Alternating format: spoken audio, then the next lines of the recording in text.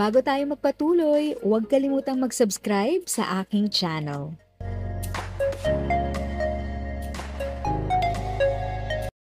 Thank you sa pag-click ng aking video. Good day po sa lahat ng mga nanonood. Sa mga bagong viewers at napadaan lang, by the way, I'm Tita Eda. Welcome to my channel.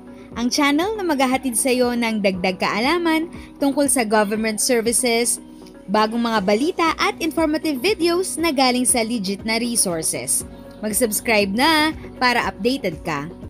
Deadly bacterial infection sa Japan na itala na sa Pilipinas ayon sa isang infectious disease expert.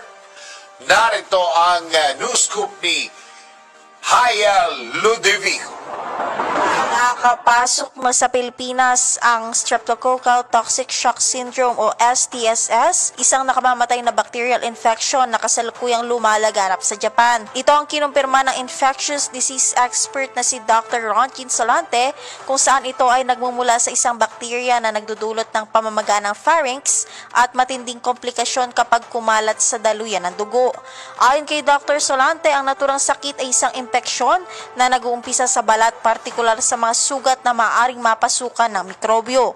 Kabilang anya sa mga sintomas ng STSS ay lagnat, pananakit ng katawan, panghihina, pagsusuka, pangitim ng sugat at hirap sa paghinga. Ayon sa Centers for Disease Control and Prevention, ang STSS ay bihira lamang, ngunit ito ay isang malubhang bacterial infection na mayroong 30% na mortality rate at kayang pumatay ng 3 sa 10 taong mahahawa.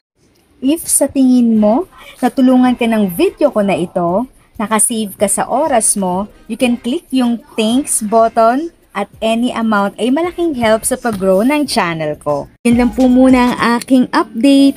Sana ay nakatulong na dagdag kaalaman ang aking shinare today. Ang goal ng aking channel ay mag-create ng awareness. Kung ganitong mga topic ang gusto mo, panoorin mo ang mga videos ko na ito.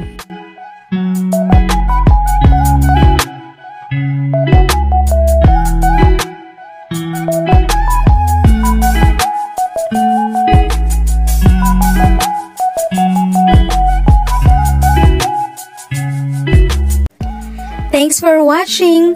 Kung may kapamilya, kaibigan o kakilala sa tingin mo ay magiging interesado sa video, please share or tag sila sa comment section.